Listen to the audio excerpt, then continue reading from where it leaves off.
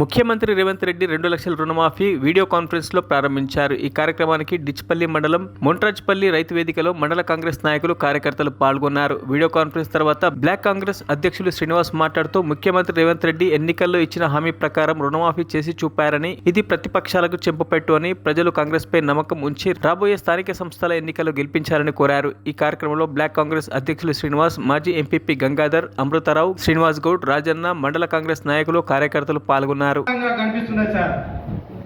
ఈరోజు ఈ యొక్క మెంట్రస్పల్లి రైతు వేదిక దగ్గర రుణమాఫీ సంబరాలని రేవంత్ రెడ్డి గారి వీడియో కాన్ఫరెన్స్ ద్వారా వినడం జరిగింది. వారికి మా యొక్క ప్రత్యేక ధన్యవాదాలు. మాట ఇచ్చిన ప్రకారం రేవంత్ రెడ్డి గారు రుణమాఫీ కార్యక్రమాన్ని దిగ్విజయంగా పూర్తి చేసినందుకు నా యొక్క కృతజ్ఞతలు.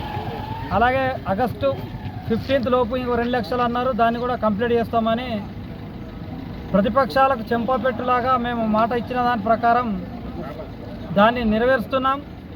ఈ రోజుకైనా పబ్లిక్లో మార్పు జరిగి రాబోయే స్థానిక సంస్థల ఎన్నికల్లో కాంగ్రెస్ పార్టీని భారీ అఖండ మెజారిటీతో గెలిపించాలని ప్రతి గ్రామ కాంగ్రెస్ కార్యకర్తలకు కోరుకుంటున్నాను.